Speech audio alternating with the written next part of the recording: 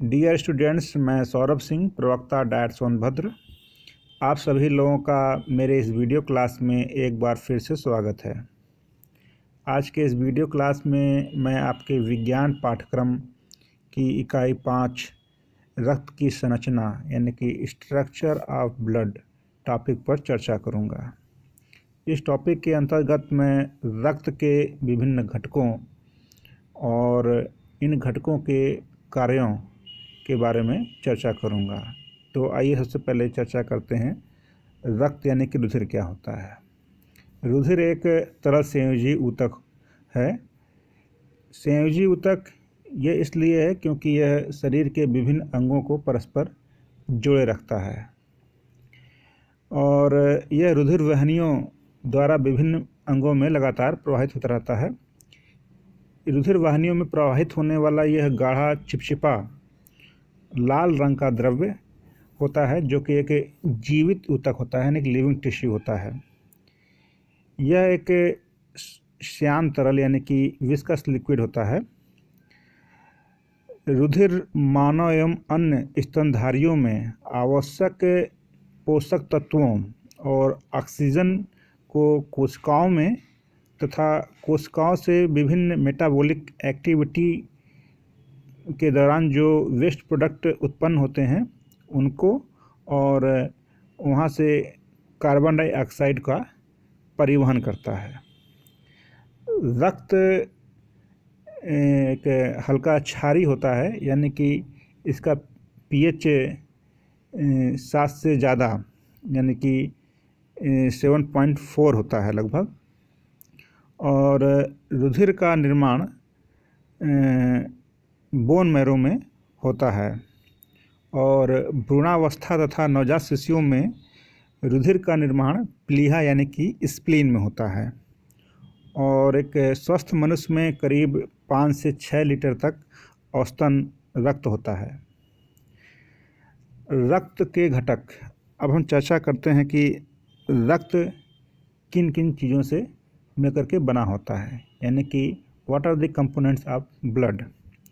तो रुधिर को हम 2 घटकों में बांट सकते हैं। पहला है प्लाज्मा, दूसरा है रुधिर कणिकाएं या ब्लड कार्पसल्स। तो ये चित्र देख रहे हैं आप, यहाँ पे रुधिर का सेंट्रीफ्यूज किया गया है परखनली में। तो इसके 2 कंपोनेंट्स प्राप्त हुए हैं। ऊपर वाला प्लाज्मा है और जो नीचे जो सेडिमेंट हो गया है वो है रक्त कणिकाएं। प्लाज्मा रक्त का लगभग 55% हिस्सा होता है और शेष रक्त कणिकाएं होती हैं जिनमें कि लाल रक्त कणिकाएं, श्वेत रक्त कणिकाएं और प्लेटलेट्स आती हैं। तो सबसे पहले हम चर्चा करते हैं प्लाज्मा के बारे में।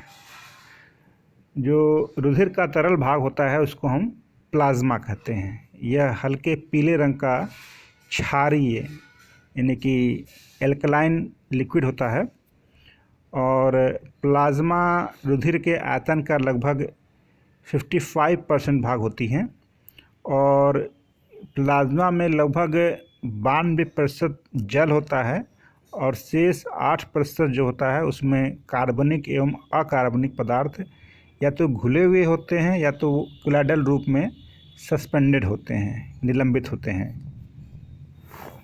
प्रमुख जो कार्बनिक घटक होता है वो होता है प्लाज्मा प्रोटीन। कार्बनिक घटक का 7 to 8% जो हिस्सा होता है वो प्लाज्मा प्रोटीन्स होती हैं और इनऑर्गेनिक और इनऑर्गेनिक साल्ट्स जैसे कि sodium chloride, potassium chloride, sodium bicarbonate यानी कि इलेक्ट्रोलाइट्स यानी कि जल में अपघट जल में जो आयनों में विभक्त हो जाते हैं उनकी मात्रा होती है 0.9% होती है। प्लाज्मा वह निर्जीव तरल माध्यम है। जो ब्लड कार्पसल्स होती हैं वो क्या सजीव होती हैं, जैसे वाइट WBC और RBC सजीव होती हैं, परंतु प्लाज्मा क्या होता है वह नॉन लिविंग होता है। तो प्लाज्मा वह नॉन लिविंग लिक्विड मीडियम है जिसमें विभिन्न रक्त कण क्या होते हैं, तैरते रहते हैं, और प्लाज्मा के जरिए ही ये रक्त कण क्या होते हैं, सारे शरीर में पहुंचते हैं, तथा प्लाज्मा ही आंतों में अवशोषित जो पोषक पदार्थ होते हैं, पोषक तत्व होते हैं, उनको शरीर के विभिन्न भागों तक परिवहित करती है। अब हम चर्चा करेंगे रुधिर कणिकाओं के बारे में, ब्लड कार्पसल्स। तो ब्लड कार्पसल्स जो होती हैं प्लाज्मा में तैरती हुई पाई जाती हैं, और ये रुधिर के आयतन का लगभग 45% भाग होती हैं, और रुधिर में कणिकाओं की प्रतिशतता को हीमेटोक्रीट कहते हैं। और रुधिर में पाए जाने वाली जो कणिकाएँ होती हैं वो 3 प्रकार की होती हैं। पहली होती है, जो कि सबसे महत्वपूर्ण होती है, वो है लाल रुधिर कणिकाएँ या रक्ताणु, रेड ब्लड कार्पसल्स या एरिथ्रोसाइट्स। ये पहला कंपोनेंट है, पहला प्रकार है रक्त कणिकाओं का। दूसरा प्रकार है वाइट ब्लड कार्पसल्स या श्वेत रक्त कणिकाएँ, या इन्हें हम ल्यूकोसाइट्स कहते हैं। और जो तीसरा कंपोनेंट है वो है रुधिर पट्टिकाणु या ब्लड प्लेटलेट्स। तो आइए सबसे पहले हम चर्चा करते हैं लाल रुधिर कणिकाओं के बारे में या एरिथ्रोसाइट्स के बारे में। तो यहाँ पे चित्र है, इस चित्र दिखा रहा है रक्त के कणों का वर्गीकरण दिखा रहा है। ये यहाँ पे दिखा रहा है कि जो रुधिर कणिकाएँ होती हैं 3 प्रकार की होती हैं, red blood cells, white blood cells और प्लेटलेट्स। वाइट ब्लड सेल्स भी यानी कि श्वेत रक्त कणिकाएँ या श्वेत रुधिर कोशिकाएँ भी 2 प्रकार की होती हैं, ग्रेन्युलोसाइट्स और एग्रेन्युलोसाइट्स। ग्रेन्युलोसाइट्स के अंतर्गत आती हैं न्यूट्रोफिल्स, इओसिनोफिल्स, बेसोफिल्स, और ग्रेन्युलोसाइट्स के अंतर्गत आती हैं, एग्रेन्युलोसाइट्स के अंतर्गत आती हैं लिम्फोसाइट और मोनोसाइट्स। तो आइए चर्चा करते हैं लाल रुधिर कणिकाओं के बारे में या एरिथ्रोसाइट्स के बारे में, जिसको हम शॉर्ट फॉर्म में आरबीसी भी कहते हैं। आरबीसी क्या होती है? रुधिर की सबसे प्रमुख कणिका होती है, और ये कुल रक्त का 99% होती हैं। यानी कि जितनी भी रक्त कणिकाएँ पाई जाती हैं, यानी कि WBC, RBC और ब्लड प्लेटलेट्स में, इनमें इनका हिस्सा होता है 99% होता है। ये आकार में वृत्ताकार होती हैं या डिस्क रूप में होती हैं, और ये उभयावतल यानी कि दोनों सतहों पर, पृष्ठ सतह और अधर सतह पर ये क्या होती हैं, ये गड्ढे होते हैं या बाइकनकेव होते हैं, और इनमें केंद्रक का अभाव होता है। और लाल रक्त कणिकाएँ, इनकी संख्या जो पुरुषों के रुधिर में ये होती है लगभग 52 लाख प्रति घन मिलीमीटर, और महिलाओं में आरबीसी की संख्या पुरुषों की अपेक्षा कुछ कम होती है, जो कि लगभग होती है 47 लाख प्रति घन मिलीमीटर। आरबीसी में हीमोग्लोबिन नामक एक प्रोटीन पाया जाता है, और इसी हीमोग्लोबिन के कारण जो आरबीसी होती हैं उनका रंग लाल होता है। हीमोग्लोबिन एक रेस्पिरेटरी पिगमेंट है या श्वसन रंजक का है, और यह कशेरुकी प्राणियों में श्वसन अंगों यानी कि फेफड़ों से ऑक्सीजन लेकर के उसे शरीर के विभिन्न अंगों की कोशिकाओं तक पहुंचाने का सबसे सरल और व्यापक माध्यम होता है। अब हम चर्चा करते हैं आरबीसी में पाए जाने वाले हीमोग्लोबिन के बारे में। हीमोग्लोबिन का प्रत्येक अणु में हीमोग्लोबिन के प्रत्येक अणु में 4 फेरस आयन यानी कि Fe2+ युक्त एक हीम ग्रुप होता है और इसी में 4 पॉलीपेप्टाइड चेन्स भी होती हैं। हीमोग्लोबिन जो होता है ऑक्सीजन के साथ उत्क्रमणीय क्रिया करके ऑक्सी हीमोग्लोबिन बनाती है और मानव में हीमोग्लोबिन की जो औसत मात्रा होती है 15 ग्राम पर डेसीलीटर। आरबीसी का निर्माण लाल अस्थिमज्जा में होता है। अस्थिमज्जा 2 तरह की होती है, रेड बोन मैरो एंड पीत अस्थिमज्जा या येलो बोन मैरो।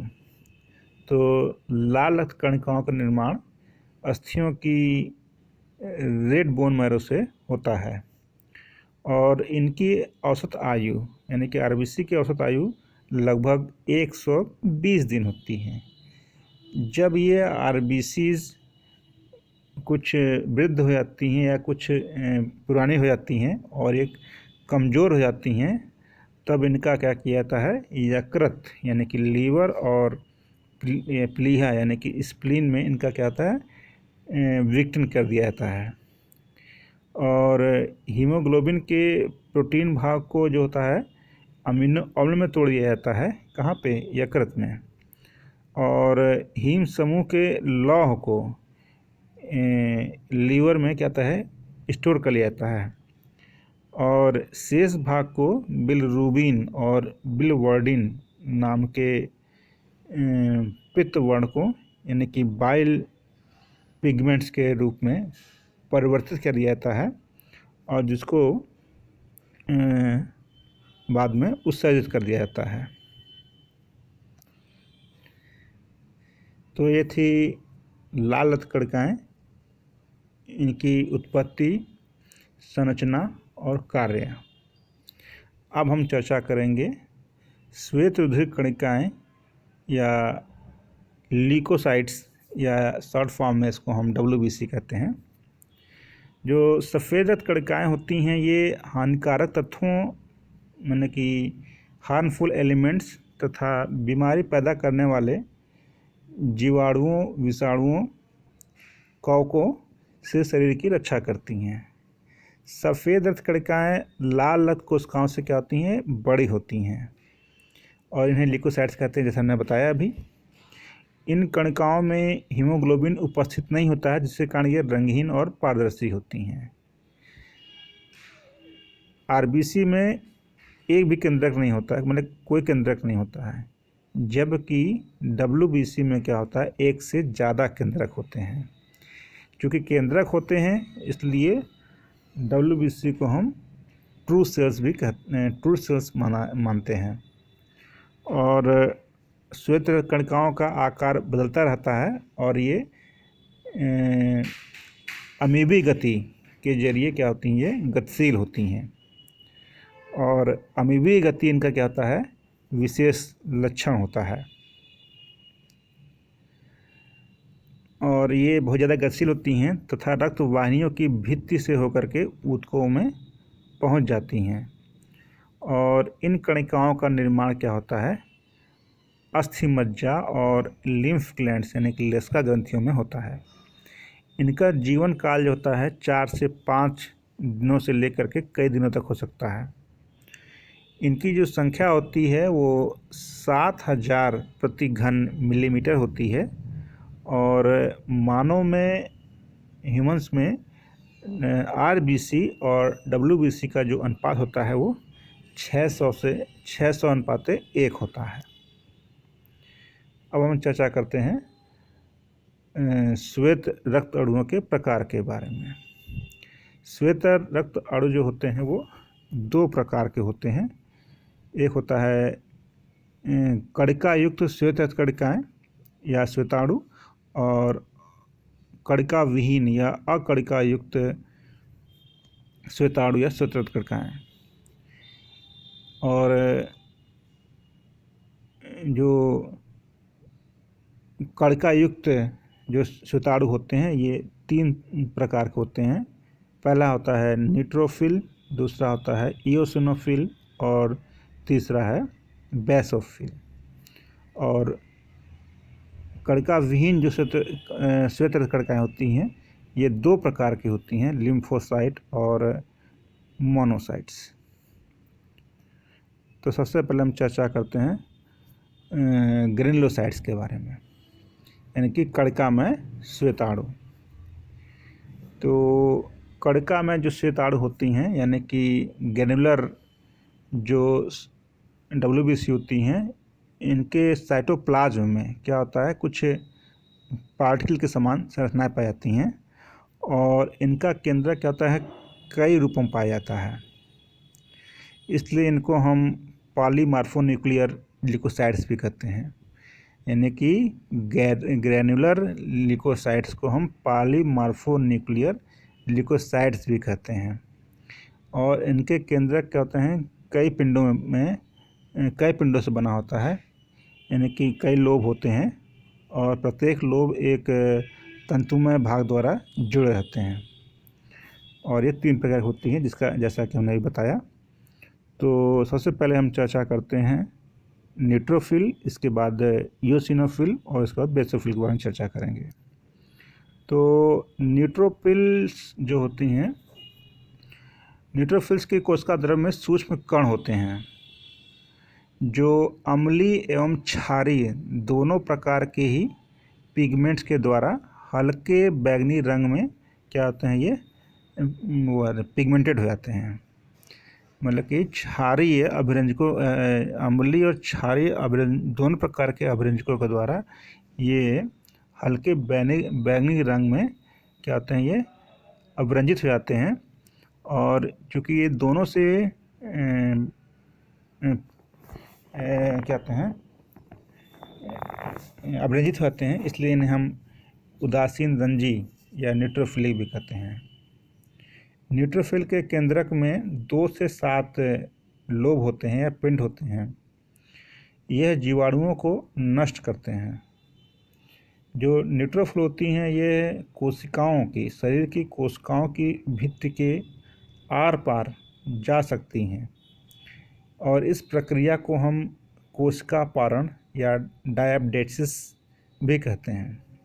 और न्यूट्रोफिल्स जो होती हैं, श्वेत रक्त कणिकाओं की कुल संख्या के लगभग 62% होती हैं। फिर दूसरे प्रकार की जो कणिका युक्त WBC होती है, वो है इओसिनोफिल। इओसिनोफिल के कोशिका द्रव्य में समान आकार के बड़े कण होते हैं जो कि अम्लीय अभिरंजकों, यानी कि एसिटिक पिगमेंट्स होते हैं, जैसे कि इओसिन से ये गहरे लाल या गहरे गुलाबी रंग में अब क्या होते हैं, ये अभिरंजित हो जाते हैं। इनका केंद्र क्या होता है, ये बाइलोब्ड होता है, यानी कि इनमें 2 पिंड होते हैं और इनकी कोशिका पारण एवं कोशिका भक्षण, यानी कि फाइगोसाइटिक जो कैपेसिटी होती है, कम होती है। परजीवी संक्रमण, यानी कि जब पैरासिटिक इन्फेक्शन होता है या कुछ एलर्जी की प्रतिक्रियाओं में इनकी संख्या बढ़ जाती है इओसिनोफिल्स की। और कुल श्वेताणुओं की संख्या लगभग 2.5% इओसिनोफिल की कोशिकाएँ होती हैं। और जो तीसरे प्रकार का कणिका में श्वेताणु या श्वेत रक्त कणिका होती है, वो होती है बेसोफिल्स। इनके कोशिका द्रव्य में क्या होती है, विभिन्न आकार के कुछ कण होते हैं जो कि क्षारीय अभिरंजक, यानी कि डाइज, जैसे कि मिथाइलिन ब्लू से ये गहरे नीले रंग में क्या होते हैं, अभिरंजित हो जाते हैं। और इनका जो केंद्रक होता है 2 से 3 पिंडों का बना होता है और इनका कार्य होता है हिस्टामिन और हिपैरिन को उत्पन्न करना। और ये कुल श्वेताणुओं की संख्या का लगभग 0.5% होती हैं। अब हम चर्चा करते हैं ए ग्रेन्युलोसाइट्स या कणिका विहीन श्वेत कणिकाएँ। इन्हें हम एक केंद्र की ल्यूकोसाइट्स भी कहते हैं, क्योंकि इनमें क्या होता है, सिर्फ एक केंद्रक होता है और इनमें क्या होता है, कणिकाएँ नहीं होती हैं। और जो इनका केंद्र होता है वो या तो अंडाकार होता है या सीम के बीच के आकृति के समान का होता है, और ये दो प्रकार की होती हैं। एक होता है मोनोसाइट्स, दूसरा होता है लिम्फोसाइट्स। तो सबसे पहले हम चर्चा करते हैं मोनोसाइट्स के बारे में। मोनोसाइट्स क्या होती हैं? ये बड़े आकार की कोशिकाएं होती हैं और इनमें सीम के बीच के आकृति का बड़ा सा केंद्रक होता है। और यह क्या होते हैं, फैगोसिटिक होती हैं, यानी कि फैगोसिटिक प्रक्रिया के द्वारा जो शरीर के बाहर से आए हुए पैथोजेंस हैं उनको ये पकड़ के खा जाती हैं। यह रुधिर से ऊतकों में आ जाती हैं, यानी कि ये ब्लड वेसल्स को पार करके शरीर के विभिन्न ऊतकों में यानी कि टिश्यूज में पहुंच जाती हैं और ये वहाँ पर जाकर काफ़ी बड़े आकार की आती हैं। और इस प्रकार की जो बड़े आकार की जो मोनोसाइट्स होती है उसको हम मैक्रोफाज कहते हैं। और मैक्रोफाज की जो फैगोसिटिक एक्टिविटी होती है ये मोनोसाइट से क्या होती है, अधिक होती है। और ये क्या करते हैं, बड़े कणों और जीवाणुओं का भक्षण कर सकती हैं। और ये न्यूट्रोफिल्स की तरह शरीर में प्रवेश कर सूक्ष्म जीवों का अंतर्ग्रहण करके, मतलब कि इंगेशन करके इनका भक्षण करती हैं। मैक्रोफाज यानी कि बड़े आकार की जो मोनोसाइट्स होती हैं वे और न्यूट्रोफिल्स मिल करके क्या करती हैं, शरीर में भक्षकाणुओं का तंत्र यानी कि फैगोसिटिक सिस्टम का निर्माण करती हैं, जो कि संक्रमण के विरुद्ध प्रतिरक्षा तंत्र यानी कि जो हमारी पंचतंत्र की प्रथम पंक्ति का निर्माण करती हैं। यानी कि फर्स्ट लाइन ऑफ डिफेंस में जो होती हैं, मतलब जो शरीर में जब कोई पैथोजन प्रवेश करता है तो उनसे लड़ने के लिए जो सबसे पहले आती हैं वो होती हैं मैक्रोफेज और न्यूट्रोफिल्स। ये क्या करती हैं, जो पैथोजेंस आती हैं उनको क्या करते हैं, इंगेशन अपने अंदर अंतर्ग्रहण करके उसका विघटन कर देती हैं। और यह श्वेताणुओं की संख्या का लगभग 5% मोनोसाइट कोशिकाएं होती हैं। अब अगले तरह की जो कणिका विहीन जो WBC होती है वो होती है लिम्फोसाइट। लिम्फोसाइट का केंद्रक जो अंडाकार होता है और यह गोल आकृति की कोशिकाएं होती हैं और केंद्र के चारों ओर बहुत ही कम मात्रा में छल्ले के रूप में कोशिका द्रव पाया जाता है। और इनका निर्माण थाइमस ग्रंथि एवं लसिका ऊतकों में ऐसी कोशिकाओं से होता है जिनकी उत्पत्ति क्या होती है, वो अस्थि मज्जा होती हैं। यानी कि अस्थि मज्जा से कुछ कोशिकाएं निकल करके वो कहाँ जाती हैं, थाइमस ग्लैंड्स और लिम्फाइड बॉडीज में जाती हैं। वहाँ पे ये क्या होती हैं, लिम्फोसाइट में परिवर्तित हो जाती हैं। लिम्फोसाइट में भी क्या होता है, अन्य श्वेताणुओं की तरह अमीबी गति होती है, परंतु ये अमीबी गति काफ़ी कम होती है और ये भक्षण नहीं करती हैं। मतलब ये जो पैथोजेंस आती हैं इनका वो इंजेक्शन करके उसको खाती नहीं हैं। ये क्या करती हैं कि रुधिर के अलावा लसिका एवं शरीर के ऊतकों में पाई जाती है। जो लिम्फोसाइट्स होती हैं ये सिर्फ ब्लड वेसल्स में ही नहीं पाई जाती हैं। इनकी उपस्थिति क्या होती है, वो शरीर के अन्य ऊतकों में होती है तथा लिम्फाइड ग्लैंड्स में होती है। और ये जो होती हैं कुल शताणु की संख्या का लगभग 30% होती हैं। और ये दो तरह की होती हैं, कुछ छोटे आकार की होती है, कुछ बड़े आकार की होती हैं। जो छोटे आकार की जो लिम्फोसाइट्स होती हैं उनकी जो व्यास होता है 6 से लेकर के 8 माइक्रोमीटर तक हो सकता है। और जो बड़े आकार की जो लिम्फोसाइट्स होती हैं ये इनका व्यास जो होता है 10 से लेकर के 20 माइक्रोमीटर तक होता है। और बड़े लिम्फोसाइट्स के कंपैरिजन में जो छोटे आकार के लिम्फोसाइट्स होते हैं उनकी संख्या काफ़ी ज़्यादा होती है। और जो छोटी लसिका अणु या लिम्फोसाइट्स होती हैं वो टी कोशिकाओं का निर्माण करती हैं तथा टी कोशिकाओं तथा बी कोशिकाओं दोनों का निर्माण करती हैं, जो कि प्रतिरक्षा के लिए एंटीबॉडीज़ का निर्माण करती हैं एवं बाहरी कोशिकाओं को मारने का कार्य करती हैं। लिम्फोसाइट्स प्रतिरक्षा प्रदान करने वाली जो होती हैं प्राथमिक कोशिकाएं होती हैं।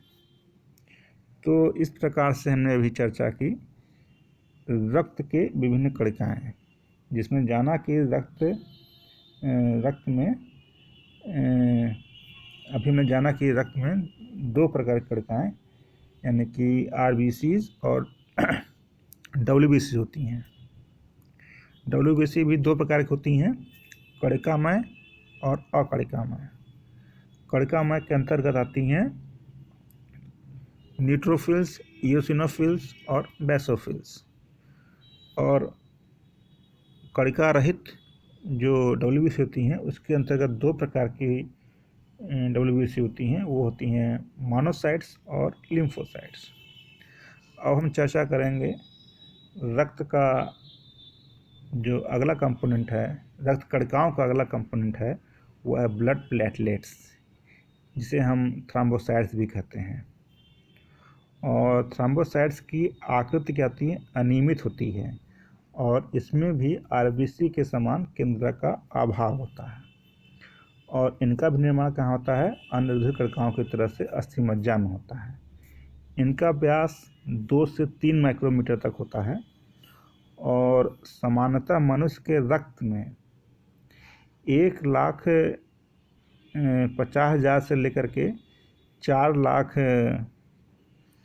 प्रति घन सेंटीमीटर तक प्लेटलेट्स होते हैं। यानी कि स्वस्थ मनुष्य के रक्त में जो ब्लड प्लेटलेट्स होती हैं वो होती हैं 1.5 लाख से लेकर के 4 लाख प्रति घन मिलीमीटर होती हैं। और ब्लड प्लेटलेट्स का जो जीवन काल होता है वो मात्र 8 से 10 दिन होता है। और यकृत एवं प्लीहा में क्या होता है, इनका विघटन किया जाता है। और ब्लड प्लेटलेट्स की जो महत्वपूर्ण कार्य होता है वो होता है रक्त के थक्का निर्माण की प्रक्रिया को आरंभ करने का। तो ये हमने जाना ब्लड प्लेटलेट्स की उत्पत्ति, संरचना एवं कार्य के बारे में। तो इस प्रकार से आज हमने चर्चा की रक्त के विभिन्न घटक, प्लाज्मा और ब्लड कार्पसल्स और विभिन्न प्रकार के ब्लड कार्पसल्स के बारे में, के संरचना के बारे में, उनके कार्य के बारे में चर्चा की। इस प्रकार से आज हमने युद्ध की संरचना टॉपिक को समाप्त किया और चर्चा यहीं पर समाप्त करते हैं। Okay, thank you.